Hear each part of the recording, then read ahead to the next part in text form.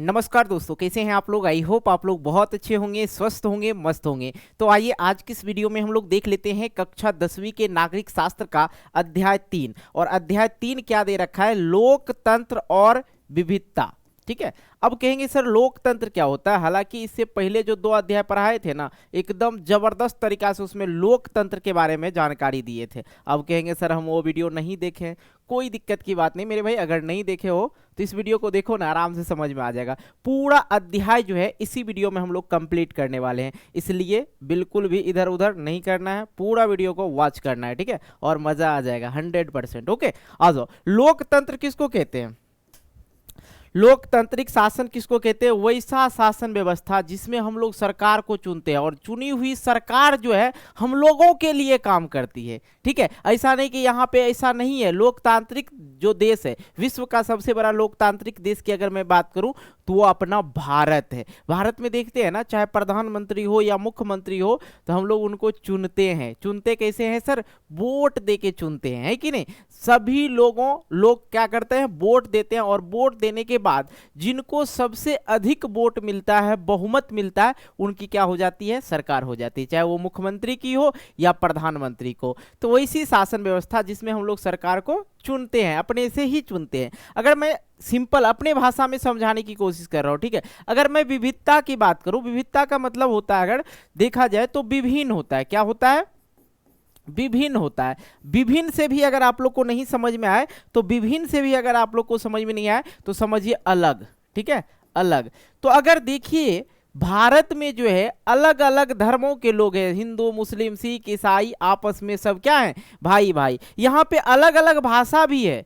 अरे भैया, आप स्टेट चेंज कर लीजिए, यहाँ तक कि जिला चेंज कर लीजिए ना, तो भाषा कुछ बदल जाता है कि नहीं? सबका अपना अपना भाषा है, सब अपने अपने धर्म को मानते हैं, है कि नहीं? तो ये जो है विश्व का सबसे बड़ा लोकतांत्रिक देश इसलिए बोला जाता है क्योंकि ये वैसा देश है, भारत एक ऐसा देश है जहाँ पे सभी धर्म के लोग एक साथ बैठ के खेलते हैं, खाते हैं, पीते हैं। किसी से ज़्यादा उतनी वो क्या कहते हैं, नफरत नहीं है यहाँ पे। लेकिन कुछ कुछ है। अब कुछ कुछ वाली चीजें मत लेना, ठीक है। कुछ कुछ लोग हैं जो एक धर्म से दूसरे धर्म को क्या करते हैं, कहते हैं गलत धर्म है, ये वो ऐसा धर्म है। ऐसी कोई बात नहीं है। ये स्वेच्छता से आप किसी भी धर्म को आप मान सकते हैं, कहीं कोई दिक्कत की बात नहीं है। हालांकि आज हम लोग जो समझने वाले हैं लोकतंत्र और विविधता के बारे में, एकदम जबरदस्त टॉपिक है, इसलिए बिल्कुल भी स्किप नहीं करना है, पूरा वीडियो वॉच कर लो मेरे भाई। आ जाओ, देखते हैं, मजा आने वाला। आज समाज में विविधता मतलब समाज में जो विभिन्नता है किस चीज के लिए? आइए समझते हैं। किसी भी समाज में विविधता तभी आती है जब उस समाज में विभिन्न आर्थिक धार्मिक समुदाय, विभिन्न भाषा समूह, विभिन्न संस्कृतियों और जातियों के लोग रहते हैं। तब जाके क्या होता है? समाज में विविधताएं आती है। क्या आती है? समाज में विविधताएं। अब भैया हम गए थे बंगाल, समझे, बंगाल गए थे रेलवे वाला एग्जाम देने के लिए। हम तो ऑप्शनल जो लैंग्वेज था इंग्लिश चुन लिए थे, ठीक है। अब इंग्लिश चुन लिए थे तो थोड़ा मेरा जिंदगी बच गया ना। कहते जिंदगी नहीं, मतलब हम लोग कुछ क्वेश्चन को समझ पाए, है कि नहीं? और नहीं तो सारा का सारा क्वेश्चन जो था वहाँ बंगाली में था, ठीक है। वहां पे सारा का सारा क्वेश्चन क्या था? बंगाली में था। अब वहां से जो लोग थे, बहुत सारे लोग, तो आप बंगाल में भी जाओ तो हिंदी में बात करो तो समझ लेते हैं। अगर कुछ वैसे जैसे तमिलनाडु चल जाओ, ठीक है, तमिलनाडु में जो तमिल बोलते हैं लोग, वहां पे क्या बोलते हैं? तमिल बोलते हैं। वहां पे अगर आप हिंदी में बोलोगे तो हमको लग रहा है 1 से 2% आदमी ही समझते होंगे हिंदी, वो जो इधर के होंगे ना। तो उधर के जो पूर्णतः जो तमिल के लोग होंगे वो तो आपको नहीं समझेंगे। उनकी संस्कृति का आपको शायद अच्छा ना लगे, कुछ कुछ चीजें अच्छा लग सकती है, लेकिन आपको उनकी संस्कृति, उनके संस्कार अच्छा नहीं लगेंगे, तो आप वहां पे एडजस्ट नहीं कर पाओगे। कर पाओगे जी? नहीं कर पाओगे। तो यही चीजें होती है समाज में। विभिन्नताएं जो होती है किस चीज के लेके होती है? धर्म को लेके होती है। आज के डेट में देखिए हर एक नेता जो है ना, कोई भी नेता ले लो भाई, कोई भी नेता, ठीक है, जाति को लेके वोट मांगेगा, धर्म को लेके वोट मांगेगा। अपने औकात पे कोई वोट नहीं मांगता है भाई, हम अच्छे काम करेंगे, सबके लिए सही काम करेंगे। वो लोग का काम होता है, नेता लोग का काम होता है हिंदू मुस्लिम में लड़ा दो, अपनी मजा मारो। हाँ, तो विविधता का मतलब आप लोग समझे कि किसी भी समाज में विविधता तभी आती है जब उस समाज में विभिन्न अलग अलग आर्थिक वाले, मतलब कोई अमीर आदमी होगा, कोई गरीब आदमी, एडजस्ट कर पाते हैं। देखते हैं जहां अमीर लोग रहते हैं वहां गरीब लोगों की इज्जत नहीं होती है। ओके, धार्मिक समुदाय, धर्म को लेके विभिन्न भाषा बोलने के लिए विभिन्न सांस्कृतिक एवं जातियों के लोग रहते हैं, वहां पे क्या होता है, समाज में क्या होता है, विविधताएं उत्पन्न होती है। भारत देश विविधताओं का एक जीता जागता उदाहरण है। क्या है? जीता जागता उदाहरण है। इस देश में दुनिया के लगभग सभी मुख्य धर्मों के अनुयायी रहते हैं। हमारे भारत में हिंदू, मुस्लिम, सिख, ईसाई सभी धर्म के लोग रहते हैं। यहाँ हजारों भाषाएं बोली जाती है, अलग अलग खान पान होते हैं, अलग अलग पोशाक होते हैं, तरह तरह की सांस्कृतिक दिखाई देते हैं। देखो भैया, सबका सब जगह का फैशन अलग है। ठीक है, राजस्थानी चले जाओ, वहां पे पाग पहनते हैं, पगड़ी टाइप का जो है, गमछा टाइप का रहता है। ठीक है, अब बिहार आ जाओ, बिहार में गमछा सबके पास रहता है कि नहीं? तो सभी जगह का जो है कपड़ा पहनने का भी स्टाइल अलग अलग है। राजस्थानी लड़कियर का कपड़ा एकदम जबरदस्त देखने में लगता है, पहनती है तो बहुत अच्छा लगता है कि नहीं?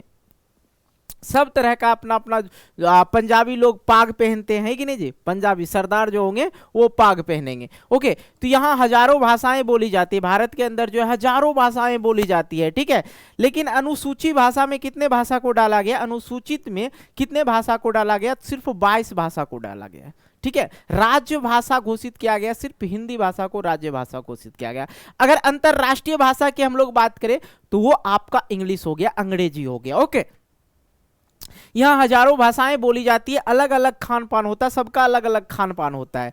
ठीक है, इडली, सांभर, डोसा, उधर चले जाओ, ठीक है, उधर खिलाएगा। इधर आओ, अपने इधर आओ, भात, दाल, सब्जी, चोखा, पापड़, ये सब खिलाते हैं, है कि नहीं जी? तो अलग अलग पोशाक भी होते हैं और अलग अलग तरह की संस्कृति भी होते हैं। बंगाल में जाओ, देखो इधर तो लड़का लड़की का शादी होता है तो 7 फेरा न मारते हैं, मंडप में अग्नि के समक्ष क्या करते हैं, 7 फेरा मारते हैं। लेकिन उधर चल जाइए बंगाल में तो लड़की के जो है हाथ पे उठा के 7 फेरा मारा जाता है, समझे? तो अलग अलग सांस्कृतिक होता है, अलग अलग सबका अपना अपना होता है कि नहीं जी?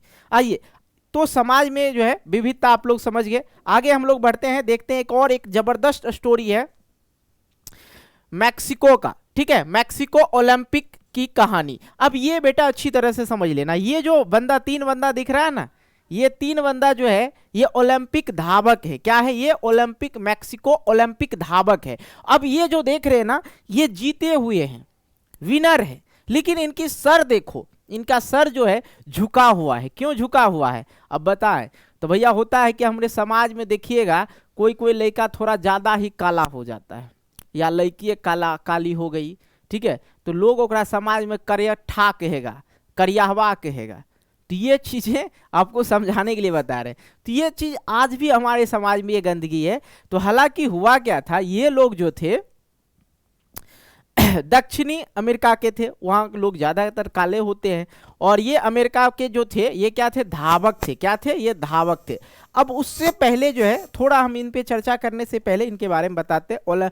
मैक्सिको ओलंपिक की कहानी जो है 1968 में मैक्सिको ओलंपिक हुई थी। ठीक है, और उसमें मैक्सिको कहाँ हुआ था? मैक्सिको सिटी में हुआ था। और ये जो ओलंपिक जो हुआ था मैक्सिको ओलंपिक, ये 200 मीटर का दौड़ था, 200 मीटर का दौड़ था, जिसमें अमेरिकी धावक जो था टॉमी स्मिथ था और जॉन कार्लोस था, और ऑस्ट्रेलिया का एक था पीटर नारमैन। ठीक है, नारमैन, ठीक है, यहाँ क्या होगा? नारमैन, ये पीटर नारमैन। अब देखो ये क्या होगा? स्वर्ण पदक जीता था। ये जो टॉमी स्मिथ था ये स्वर्ण पदक जीता था, और जॉन कार्लोस जो था कांस्य पदक जीता था। ये एम्फो अमेरिका के थे और ये अश्वेत थे। अश्वेत मतलब क्या हो जाता है? काला। अश्वेत मतलब क्या हो गया? काला। ठीक है, और ये जो ऑस्ट्रेलिया के थे पीटर नारमैन, हालांकि ये क्या थे? ये क्या थे? गोरा था। ठीक है, श्वेत था। ये रजत पदक जीता था, ये जो है रजत पदक जीता था, और ये श्वेत थे। ओके, अब इसकी कहानी सुन लो, बहुत अच्छी स्टोरी है। कुछ कुछ दोस्त होते हैं कि रास्ते में छोड़ देते हैं, है कि नहीं? लेकिन इन तीनों दोस्तों की कहानी ऐसी थी कि मरते दम एक दूसरे के साथ गया। लास्ट में जो है इस तीनों में से किसी की मौत होती है तो दोनों आदमी आके कंधा देने का भी काम करते हैं। क्या करते हैं? कंधा देने का काम करते हैं। ओके, ये चीजें समझ में आया? आ जाओ। तो ये जो थे ये विनर हुए थे। विनर होने के बाद जो होता है, क्या होता है, ओलंपिक आप कभी भी जीतोगे तो जिस देश के आप रहेंगे उस देश में क्या होगा, उस देश का राष्ट्रीय गान बजेगा। तो भैया ये लोग सोचा राष्ट्रीय गान बज रहा था तो ये अपना सर झुका लिया था इसे करके। और जब ओलंपिक होता है तो अंतर्राष्ट्रीय लोग भी वहां आते हैं, है कि नहीं जी। अंतर्राष्ट्रीय लोग आते हैं, मीडिया के लोग आते हैं, बड़े बड़े जो है पदाधिकारी वगैरह सब आते हैं। इन्हें ये सोच लिया था कि इसी टाइम, इसी वक्त जो है हम अपनी बारे में इनको चर्चा करें, इनके बारे में बताएं। और इसके हाथ में देखिए एक काला सा दस्ताना लगा हुआ है, दिख रहा है ना, कि मेरे साथ जो है भेदभाव किया जा रहा है, प्लीज मेरे साथ ये सब ना करें। लेकिन आप स्वर्ण पदक जब जीतते हैं तो वहां पे अपनी देश के बारे में चर्चा होनी चाहिए। और इस तरह की जो घटना हुआ, इनका इन पे बहुत सारा आरोप भी लगाया गया, इससे स्वर्ण पदक भी ले लिया गया था। हालांकि आ जाओ, अपने इन प्रतीकों और तौर तरीकों से उन्होंने अमेरिका में होने वाले रंग भेद के प्रति अंतर्राष्ट्रीय बिरादरी को ध्यान खींचने का कोशिश किया था। अमेरिका में बढ़ती नागरिक अधिकार आंदोलन प्रति दुनिया का ध्यान खींचने में सफलता भी पाई थी। अंतर्राष्ट्रीय ओलंपिक संघ ने कार्लोस और स्मिथ, ठीक है, कार्लोस और स्मिथ द्वारा राजनीतिक बयान देने की इस युक्ति को ओलंपिक भावना के विरुद्ध बताते हुए इन्हें दोषी करार दिया गया। उनके पदक जो थे वापस भी ले लिया गया। नॉर्मैन को भी अगले ओलंपिक में ऑस्ट्रेलिया की टीम में जगह नहीं दी गई। ओके, ये चीजें आप लोग समझ गए। आइए आगे हम लोग बढ़ते हैं, देखते हैं। हाल में सैन होज स्टेट यूनिवर्सिटी ने, जहां इन दोनों ने पढ़ाई की थी, ठीक है, और ये दोनों जो है पढ़ाई किया था और इन दोनों का अभिवादन भी किया गया। विश्वविद्यालय के भीतर इनकी मूर्ति भी लगाई गई है, वही वाला जो स्वर्ण पदक जीता था उसी टाइम का ये मूर्ति लगाया गया। जब 2006 में नॉर्मैन की मौत हुई तो उनकी अर्थी को कंधे देने वाले में स्मिथ और कार्लोस भी थे, ठीक है। जब नॉर्मैन मरा था, नॉर्मैन कहाँ के थे भाई, नॉर्मैन जो थे कहाँ के थे, ऑस्ट्रेलिया के थे, और ये साथ दिए थे उनका। ये जो थे, ये अगर आपको पिक्चर दिखा के हम लिख देते हैं समझ में आ जाएगा। ये कौन थे, ठीक है, ये कौन थे, नॉर्मैन, ठीक है, पीटर नॉर्मैन, याद रखिए, पीटर नॉर्मैन, ठीक है, नॉर्मैन, ये पीटर नॉर्मैन। ये जो था टॉमी स्मिथ,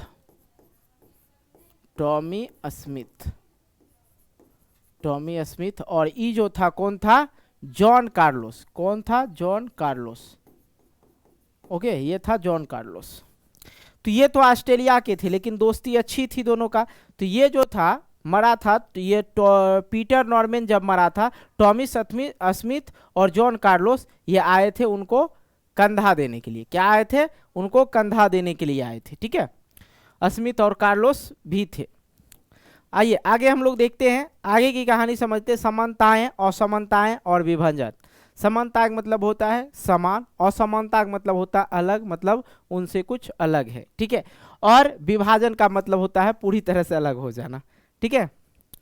समझ में आ रहा है। समान है, दोनों बराबर है, ठीक है। असमान है मतलब दोनों अलग है। विभाजन का मतलब बंटवारा हो गया। पर क्या ऐसा भेदभाव सिर्फ नस्ल या रंग के आधार पर ही होते हैं? प्रश्न पूछा जा रहा है कि ऐसा भेदभाव जो है नस्ल या रंग के आधार पर ही होता है।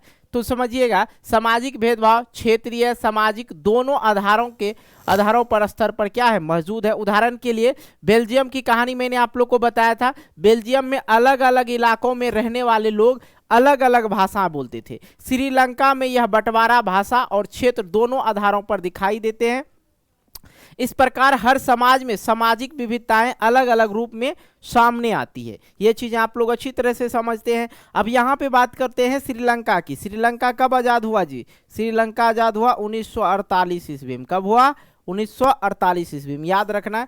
तो यहाँ पे भी श्रीलंका में यह बंटवारा भाषा और क्षेत्र दोनों के आधार पर दिखाई दिया था, ठीक है, बंटवारा। बेल्जियम में क्या था, अलग अलग इलाका में रहने वाले लोग वो अलग अलग भाषा बोलते थे, वहां पर इस वजह से बंटवारा हुआ था। तो हर जगह जो है इस प्रकार हर समाज में सामाजिक विविधताएं अलग अलग रूप में सामने आती है। ओके, आगे हम लोग देखते हैं सामाजिक भेदभाव की उत्पत्ति। समाज में जो है भेदभाव की जो उत्पत्ति होती है वो का अधिकांशतः जन्म पर आधारित है। ठीक है, यह सामाजिक भेदभाव की जो उत्पत्ति है अधिकांशतः कहाँ से आती है? जन्म से। अब एक सिंपल सी बात बताए, बंटवारा की बात करते हैं, सुन लीजिए। सामान्य तौर पे अपना समुदाय चुनना हमारे बस में नहीं होता भैया। हम जन्म से पहले हमारा निर्धारित हो जाता है कि हम यादव हैं या हम बढ़ई है, हम ई है, और मेरा काम भी फिक्स कर दिया जाता है कि नहीं जी? अब बताओ भैया, शिक्षक कौन धर्म से है? कोई बताएगा? गुरु जो होते हैं कोई धर्म के होते हैं, कोई उसका कोई धर्म नहीं होता है, कोई जात नहीं होता है एक गुरु का, है कि नहीं जी? लेकिन हम लोग को बता दिया जाता है, जो मान लिया जाए कि आप का जन्म हुआ, आप किस धर्म में जन्म हुआ, जन्म से पहले निर्धारित है। आप इस धर्म में है तो आपका काम भी निर्धारित है कि आपका ये काम हो गया, है कि नहीं जी? ये चीजें होती है जो हमारे बस में नहीं होता, हमारे बस में नहीं होता।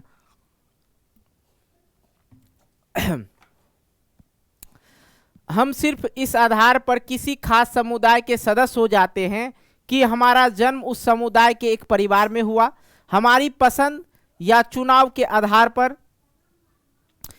सभी किस्म के सामाजिक विभाजन सिर्फ जन्म पर आधारित नहीं होते हैं। कुछ चीजें हमारी पसंद या चुनाव के आधार पर भी तय होता है कि नहीं जी? को क्या करते हैं कुछ कुछ लोग जो होते हैं, जैसे मैं बात करूं, अभी नॉर्मली एक चीज वायरल हो रहा है। क्या वायरल हो रहा है कि भैया इस सोनाक्षी सिन्हा जो है किससे शादी कर लिया? जहर से, और आगे उसका नाम हमको याद नहीं। सोनाक्षी सिन्हा हिंदू धर्म से होते हुए क्या की? मुस्लिम धर्म में शादी कर ली है।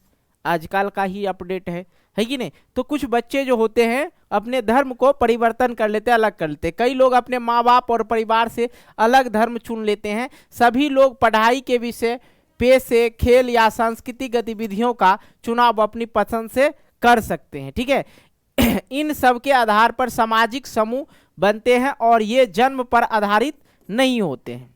ओके, आइए यहाँ समझते हैं। हर सामाजिक विभिन्नताएं सामाजिक विभाजन का रूप नहीं लेती है। ठीक है, अब देखो यहाँ पे नेताजी हैं। नेताजी एक दूसरे को क्या करते हैं? लड़ाई लगवाने का काम करते हैं। ठीक है, अब यहाँ पे देखो हिंदू, मुस्लिम, सिख, ईसाई सब धर्म के लोग जो है आ जाते हैं। अब हर संदर्भ में हमारी पहचान का एक अलग रूप धारण होता है। ठीक है, सबसे पहले अगर देखा जाए तो यहाँ पे क्या है? पंडित जी हैं, क्षत्रिय हैं, ये कौन? पंडित हो गया, क्षत्रिय हो गया, वैश्य हो गया और शूद्र हो गया। ठीक है, पंडित जो है, पंडित जी सबसे धर्म के कोटि में सबसे ऊपर रखा गया। जाति के वर्ण, जाति के समूहों को क्या बोला जाता है? समझिएगा। ठीक है, जाति के समूह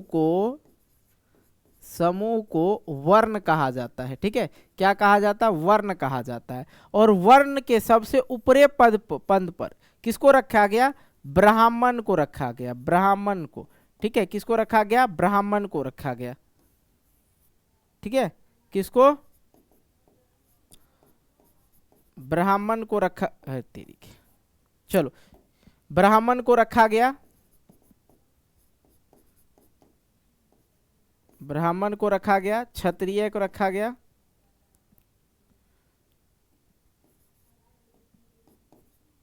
क्षत्रिय को रखा गया, और तीसरा आ गया वैश्य को, और चौथा पद पे शूद्र को रखा गया। ओके, तो ये चीज, ये हर संदर्भ में हमारी पहचान जो होती है अलग रूप से होती है। अब मान लो कोई यादव जी हैं, कोई ब्राह्मण जी हैं, क्षत्रिय हैं या वैश्य हैं, सबका अलग अलग पहचान। आप जो काम कर रहे हैं वो पहचान बन जाते हैं। जैसे कि यहाँ पे मैडम जी पढ़ा रही है, मैडम जी का कोई यहाँ पे कुछ है, मैडम का पहचान हो गया कि ये क्या है? एक शिक्षिका है, टीचर है। ठीक है, ये अलग हो गया। ठीक है, तो हर जगह अपनी अपनी पहचान होते हैं। आप देखो भैया, कोई गुंडागर्दी करता है, नशाबाजी करता है, वो नशाबाजी का नाम देता है, नशा रे है कि नहीं जी? हाँ, जो पढ़ा रहा है उनको शिक्षक का नाम दिया जाता है। तो हर जगह आपकी पहचान जो है क्या होती रहती है? बदलती रहती है। जो आप काम कर रहे हो उसी तरह से आपकी पहचान हो जाती है। विभिन्नताओं में सामंजस्य और टकराव, विभिन्नताओं में सामंजस्य और टकराव। आइए समझते हैं। सामाजिक विभाजन तब होता है, समाज में विभाजन जो है तब होता है जब कुछ सामाजिक अंतर दूसरे अनेक विभिन्नताओं से ऊपर और बड़े हो जाते हैं। अब देखो भाई, कुछ कुछ समाज में विभाजन जो है तभी होती है जब उनके, मान लिया जाए एक एग्जाम्पल के लिए समझ लो, अब ये जो है यहाँ पे देख लो, ये भी दोनों जाति है, ये भी दोनों धर्म है, जाति है, समाज है, सामाजिक है। अगर इसका कुछ भी मान लिया जाए आर्थिक स्थिति बड़ा हो गया तो इनका नीचे हो जाएगा। अगर ये इनकी संख्या अलग हो, ज़्यादा हो गई तो फिर इनकी इज्जत कम हो जाएगी। इनकी संख्या कम हो गई तो इनके ऊपर क्या हो जाएगा, वो दोनों में अंतर होने लगा, दोनों क्या करने लगा, विभाजन करने लगेगा। समझिएगा, सामाजिक विभाजन तब होता है जब कुछ सामाजिक अंतर दूसरे विभिन्नताओं से ऊपर और बड़े हो जाते हैं। अमेरिका में श्वेत और अश्वेत का अंतर एक सामाजिक विभाजन भी बन जाता है, क्योंकि अश्वेत लोग मतलब काले लोग आमतौर पर गरीब हैं, बेघर हैं, भेदभाव का शिकार हो जाता है। अमेरिका में श्वेत और अश्वेत का अंतर एक सामाजिक विभाजन भी बन जाता था, क्योंकि वहाँ के लोग, अश्वेत लोग जो थे मतलब काले लोग जो थे, आमतौर पे वो क्या थे, गरीब थे और बेघर के थे। ठीक है, हमारे देश में दलित आमतौर पर गरीब और भूमिहीन है। ठीक है, अब देखिए दलित वगैरह के साथ भी अभी के डेट में भी अन्याय किया जाता है। हालांकि हमारे कानून में जो है, हमारे कानून में इस चीज़ की बहुत जगह जो है इसके लिए प्रावधान दिया गया, बहुत सारी चीज़ें दिया गया। ठीक है, लेकिन उन लोग को पढ़ना चाहिए, जो भी दलित हैं उनको, सभी दलित जो भी है उनको पढ़ाई में इंटरेस्ट होना चाहिए, पढ़ाई करना चाहिए, ताकि वो अपने अधिकार को जान सके। जब तक नहीं अधिकार जानेंगे तब तक उन्हें उसी तरह से सताया जाएगा। ठीक है, क्योंकि उनको अपना अधिकार पता नहीं होता है तो लोग उनका फायदा उठा लेते हैं, और आज से नहीं, शुरू से ही दलित के साथ ये चीज़ें होती है। उन्हें भी अक्सर भेदभाव और अन्याय का शिकार होना पड़ता है जब एक तरह के सामाजिक अंतर से ज़्यादा महत्वपूर्ण बन जाता है और लोगों को यह महसूस होने लगता है कि वे दूसरे समुदाय के हैं, तो इससे एक सामाजिक विभाजन की स्थिति पैदा हो जाती है। आई होप ये क्लियर हो गया। आगे हम लोग बढ़ते हैं, देखते हैं यहाँ पे, अगर एक जैसी सामाजिक असमानताएं कई समूह में मौजूद हो तो फिर समूह के लोग के लिए दूसरे समूह से अलग पहचान बनाना बड़ी मुश्किल हो जाता है कि नहीं। अब देखो, इसका मतलब यह है कि किसी एक ही मुद्दे पर कई समूह के हित एक जैसे हो जाता है, जबकि किसी दूसरे मुद्दे पर उनके नज़र में अंतर हो सकता है। ठीक है, बात समझ में आया। इसका मतलब यह है कि एक ही मुद्दे पर कई समूह के हित एक जैसे हो जाता है, जबकि किसी समूह दूसरे समूह जो दूसरे होते हैं दूसरे मुद्दे पर उनकी नज़र में क्या हो जाते हैं, अंतर हो जाते हैं। अब मान लो भाई सभी सामाजिक लोग हैं, ठीक है, सामाजिक लोग हैं, और यहाँ से ये जो है दो समाज है। अगर मैं आपको डायग्राम से समझाना चाहूँ तो आई होप कि आप लोग अच्छी तरह समझ लो। अब भैया ये क्या है, रोड है, ये क्या है, रोड है। ठीक है, ये रोड है, और ये रोड जो है ये एक बस्ती में है, ये एक अलग बस्ती है और एक अलग बस्ती है। कुछ लोग जो हैं, कुछ लोग का घर जो है यहीं पे पड़ता था, यहीं पे घर है कुछ लोग का। लेकिन अब देखो यहाँ पे बहुत सारे लोग को बेनिफिट हो जाएगा कि भाई यहाँ से रोड निकल रहा है तो लोगों का अच्छा है। लेकिन कुछ लोग जो हैं यहाँ पे जो है घर बनने से इसका घर क्या हो जाएगा, बेघर हो जाएगा, हट गया। तो इनका ये नज़रिया गलत था। हालांकि इनको अगर यहाँ पे बैठा दिया जाए तो दिक्कत नहीं है, लेकिन लोग तो करेंगे नहीं, सीधा रोड बना दिया तो इनका घर टूट गया, तो इनका क्या हो गया, नज़रिया बदल गया। वही चीज़ें होती है। आई होप समझ में आ गया आप लोग को। आइए उत्तरी आयरलैंड और नीदरलैंड का उदाहरण समझते हैं। दोनों ही ईसाई बहुल देश है। उत्तरी आयरलैंड, ठीक है, आगे डायग्राम भी होगा, समझा देंगे, टेंशन मत लीजिए। उत्तरी आयरलैंड और नीदरलैंड का उदाहरण, दोनों ही ईसाई बहुल, बहुल का मतलब हो गया ईसाई जो है वहाँ पे बहुत सारे हैं, लेकिन यहाँ के लोग प्रोटेस्टेंट और कैथोलिक खंभे में बटे हुए हैं। जो ईसाई धर्म के हैं, क्या हुआ है, ईसाई को दो भाग में विभाजित कर दिया गया है। ईसाई को दो भाग में विभाजित कर दिया है, एक प्रोटेस्टेंट, ठीक है, प्रोटेस्टेंट, और दूसरा जो है कैथोलिक है, कैथोलिक। दो भाग में ईसाई धर्म को विभाजित कर दिया गया है। उत्तरी आयरलैंड वर्ग और धर्म के बीच गहरी समानताएं हैं। वहां कैथोलिक समुदाय जो है क्या है, गरीब है। ये क्या है, गरीब है। ये क्या है, गरीब है। ओके, गरीब है, गरीब है, उसके साथ भेदभाव होता है। और नीदरलैंड वर्ग और धर्म के बीच ऐसा मेल दिखाई नहीं देता है। वहां कैथोलिक और प्रोटेस्टेंट दोनों में अमीर और गरीब का अंतर है। ये क्या है, अमीर है। ये क्या है, अमीर है। तो ईसाई धर्म को जो है दो भाग में विभाजित कर दिया गया है। कहाँ, उत्तरी आयरलैंड और नीदरलैंड में। उत्तरी आयरलैंड और नीदरलैंड में, ठीक है। आगे हम लोग समझते हैं, परिणाम यह है कि उत्तरी आयरलैंड में कैथोलिक और प्रोटेस्टेंटों के बीच भारी मारकाट चलती रही, पर नीदरलैंड में ऐसा कुछ नहीं हुआ। जब सामाजिक विभिन्नताएं एक दूसरे से गुथ जाती है तो एक गहरा सामाजिक विभाजन की जमीन तैयार होने लगती है, ठीक है। जहां ये सामाजिक विभिन्नताएं एक साथ कई समूह में विद्यमान होती है, वहां उन्हें संभालना अपेक्षाकृत असमान होता है। ओके, ये चीजें समझ में आया। तो अगर मैं बात करूं कि ये जो था उत्तरी आयरलैंड जो था, उत्तरी आयरलैंड में ईसाई धर्म के दोनों तरह के लोग थे, लेकिन वहाँ पे दोनों में एक दूसरे से मारपीट काट बहुत हुआ। लेकिन वही मैं बात करूँ नीदरलैंड में, वहाँ पे मारपीट नहीं हुआ, एकदम बातचीत से ही मामला सलट गया।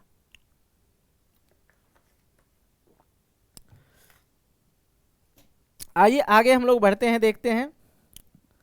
अरे भाई उस समय नहीं दिखा था, हाँ ये देखो आयरलैंड है ये, ठीक है। और यहाँ पे अगर हम लोग बात करें तो भारत, ठीक है, बुम ठीक है। ये देखो भारत अपना, यहाँ पे भाई भारत भारत भारत भारत, नेपाल है, ये जो है ये भारत हो गया और नेपाल हो गया। यहीं पे है जो है क्या है, श्रीलंका है। यहीं पे क्या है, श्रीलंका है, ठीक है। ये पाकिस्तान हो गया, भारत से जस्ट सटे हुए है, देखो पाकिस्तान, ठीक है। और उसके बाद देखो अफगानिस्तान है, ठीक है। और इधर आ जाओ तो ईरान है, इराक है, सीरिया है, और रोमानिया है, ऑस्ट्रेलिया है, जर्मनिया है, फ्रांस है, इटली है, ग्रीस है, और डेनमार्क हो गया, पोलैंड हो गया, यूक्रेन हो गया, ठीक है, स्पेन हो गया। ये सब देश जो है इस तरह से है। ये हो गया उत्तरी आयरलैंड, ठीक है। ये जो है इधर अगर मैं देखूं तो ये हो गया उत्तरी आयरलैंड, उत्तरी आयरलैंड, ठीक है, नॉर्थ आयरलैंड। और यहाँ पे जो है उत्तरी आयरलैंड, और ये जो है आपका दक्षिणी आयरलैंड, नीदरलैंड, ये वाला हो गया, ये वाला जगह, ठीक है। ओके, कोई दिक्कत जी। डायग्राम से आप लोग समझ गए कि देखो ये सब क्या है, देश ही है। ये सब क्या है, देश ही है। ये देखो ये सऊदी अरबिया हो गया, यहाँ पे सूडान हो गया, और कौन से चलो इतना ही काफ़ी है। आपको ये डायग्राम हमको दिखाना था कि ये उत्तरी आयरलैंड यहाँ पे है, ठीक है, उत्तरी आयरलैंड यहाँ पे है। ओके, आज अधिकतर समाजों में कई किस्म के विभाजन दिखाई देते हैं। समरूप समाज में भी, समरूप मतलब एक समाज में, मतलब एक ही जैसे समाज में भी, जहां मोटे तौर पे अधिकतर लोग एक ही नस्ल और संस्कृति के हैं, दुनिया के दूसरे हिस्से से पहुंचने वाले लोग के कारण तेजी से क्या हुआ, बदलाव हुआ। पहले के ज़माने में क्या हुआ करता था कि दूसर देश के जो लोग होते थे ना, दूसरे देश के लोग, वो दूसरे देश में जाके अपने धर्म को प्रचार करते थे। धर्म प्रचार का काम आज भी है। भारत में भी स्वतंत्र है कि हिंदू से आप मुस्लिम बन सकते हैं, मुस्लिम से आप हिंदू बन सकते हैं, कोई दिक्कत नहीं, आप किसी भी धर्म को मान सकते हैं। देश बड़ा हो या छोटा खास फर्क नहीं पड़ता है। भारत काफ़ी बड़ा देश है और इससे अनेक समुदाय के लोग रहते हैं इसमें। बेल्जियम छोटा देश है पर वहाँ पर अनेक समुदाय के लोग नहीं रहते हैं। ओके, सामाजिक विभाजन और राजनीति, सामाजिक विभाजन और राजनीति, हालांकि समाज में जो है विभाजन का काम नेता लोग वगैरह करते रहते हैं, कि नहीं जी। सामाजिक विभाजन राजनीति किस प्रकार से प्रभावित करते हैं, पहले प्रश्न को तो ये हम लोग समझ लेंगे। राजनीति का इन सामाजिक विभाजन से क्या लेना देना है। पहली नज़र में तो राजनीति और सामाजिक विभाजन का मेल बहुत ही क्या है, खतरनाक और विस्फोट लगता है। लोकतंत्र में विभिन्न राजनीतिक पार्टी के बीच प्रतिद्वंद्विता का माहौल होता है और इस प्रतिद्वंदी के कारण कोई भी समाज फूट का शिकार बन सकता है। अगर राजनीतिक दल समाज में मौजूद विभाजन का हिसाब से राजनीतिक होड़ करने लगे तो इस सामाजिक विभाजन राजनीतिक विभाजन में बदल सकता है और ऐसे में देश क्या हो सकता है, विखंडन की तरफ जा सकता है। ऐसे कई देश में हो भी चुका है। हालांकि आज के डेट में देखिए लोग जातिवाद, वंशावाद, धर्मवाद, ठीक है, ये चीजें आज के देश में हमारे देश में चल रहा है। तो एक दिन ऐसा होगा राजनीतिक सामाजिक विभाजन से राजनीतिक विभाजन होगा और क्या होगा, देश जो है क्या हो जाएगा, विखंडन हो जाएगा। अब देखो परिणामों की बात करते हैं। परिणामों का दायरा कुछ लोग, ठीक है, कुछ लोग यह निष्कर्ष निकालते हैं कि राजनीतिक और सामाजिक विभाजन का मेल नहीं होना चाहिए। इसका मानना है कि सर्वश्रेष्ठ स्थिति यह है कि समाज में किसी किस्म का विभाजन ही ना हो। अगर किसी देश में सामाजिक विभाजन है तो उसे राजनीतिक में अभिव्यक्त ही नहीं होने देना चाहिए। पर इनके साथ यह भी सच्चाई है कि राजनीति में सामाजिक विभाजन की हर अभिव्यक्ति फूट पैदा नहीं कर सकती है। हमने पहले भी देखा कि दुनिया के अधिकतर देशों में किसी न किसी किस्म के सामाजिक विभाजन है और ऐसे विभाजन राजनीतिक शक्ल में भी अख्तियार करते हैं। हालांकि मैंने इन चीज़ों पे चर्चा कर ही दिया था आप लोग को, कितना एक ही चीज़ को हम बार बार बताते रहे। बताइए आप लोग।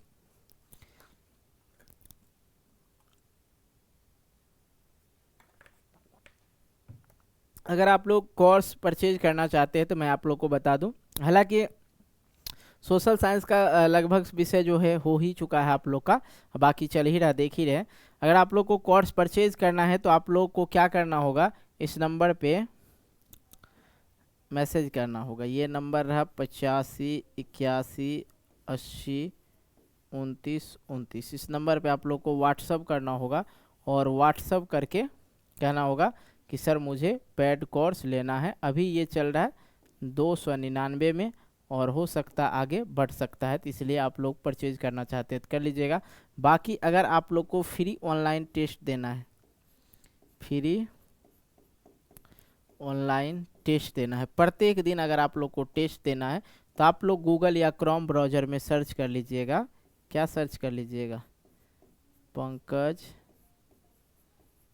स्टडी center.com, ठीक है, ये सर्च कर लीजिएगा आप लोग। ओके, तो आइए हम अपने मुद्दा पे चलते हैं। लोकतंत्र में राजनीतिक दलों के लिए सामाजिक विभाजन की बात करना, ठीक है, लोकतंत्र में राजनीतिक दलों के लिए सामाजिक विभाजन की बात करना उचित नहीं है।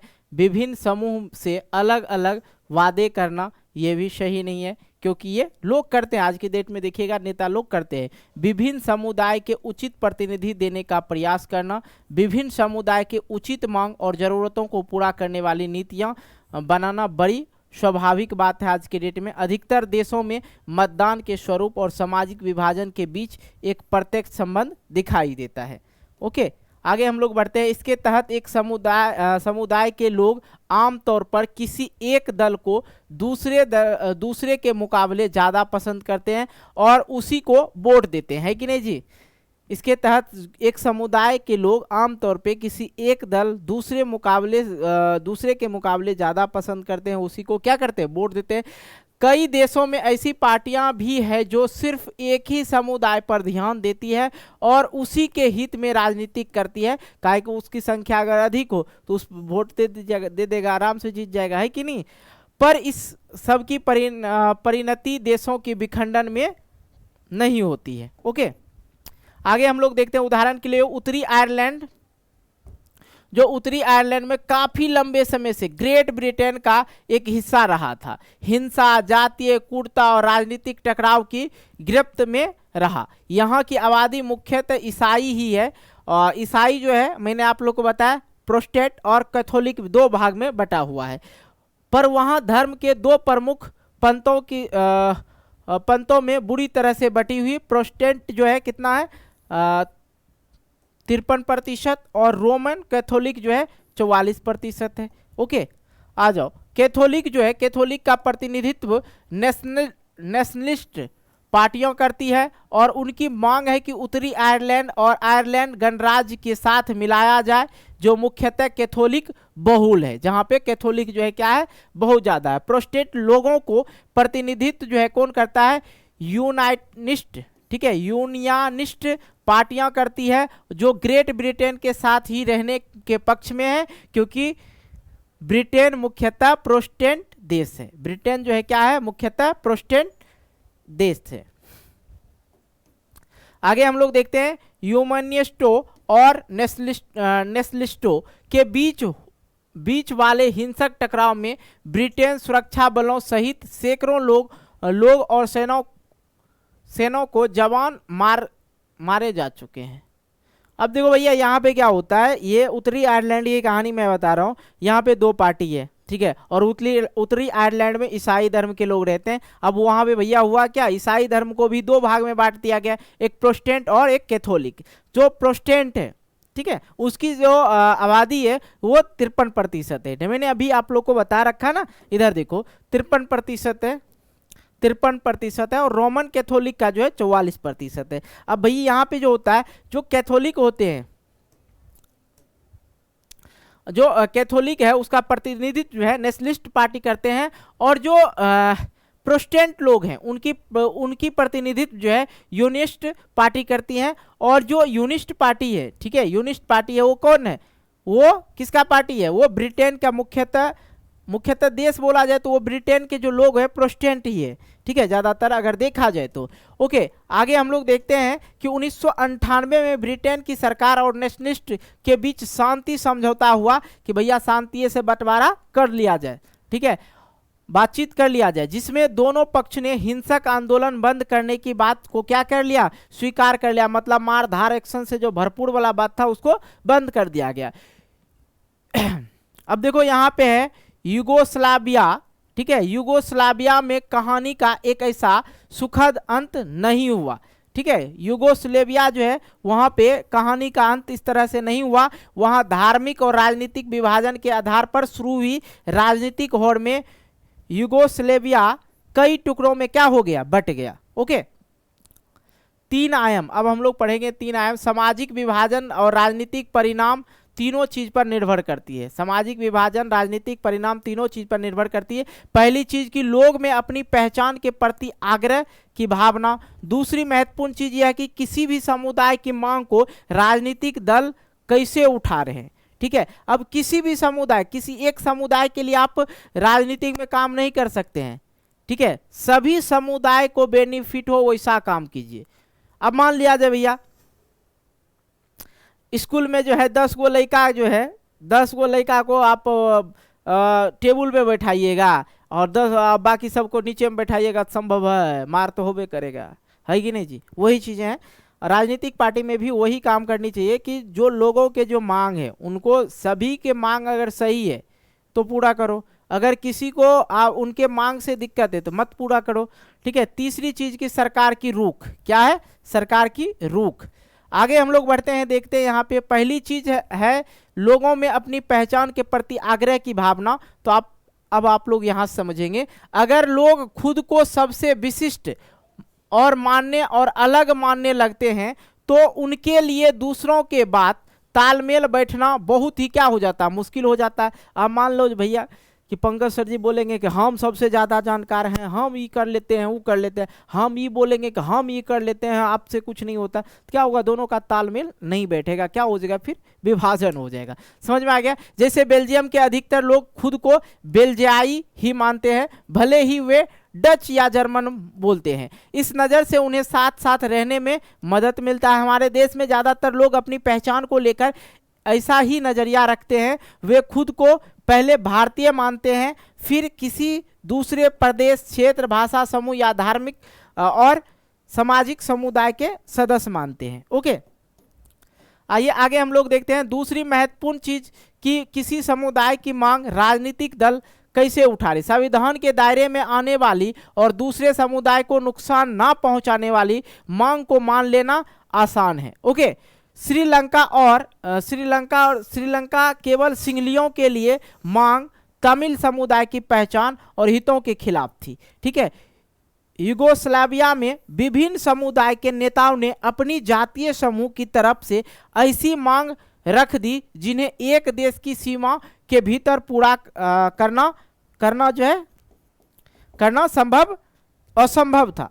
ओके, तीसरी चीज है कि सरकार की रुख। आइए समझते हैं सरकार इन मांगों पर क्या प्रतिक्रिया व्यक्त करती है, यह भी महत्वपूर्ण पॉइंट है। जैसे कि हमने बेल्जियम और श्रीलंका का उदाहरण देखा कि सत्ता में साझेदारी करने अगर शासन सत्ता में साझेदारी करने की तैयारी हो और अल्पसंख्यक जिसकी संख्या कम हो, अल्पसंख्यक समुदाय उचित मांग को पूरा करने का प्रयास ईमानदारी से किया जाए तो सामाजिक विभाजन मुल्क के लिए खतरा नहीं बनते हैं।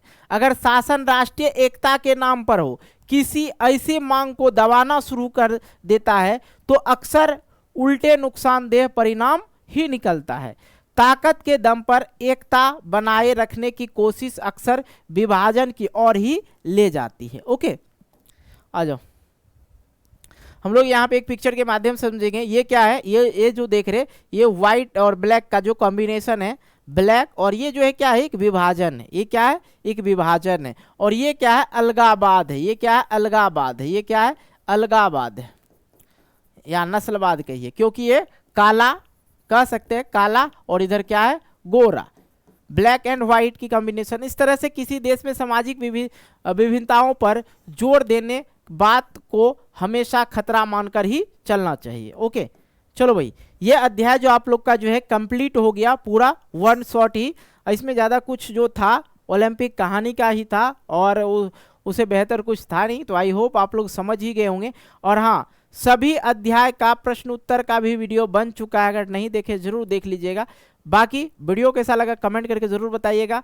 मिलते हैं एक नए वीडियो को लेके, तब तक के लिए बाय बाय, जय हिंद, जय भारत, टेक केयर।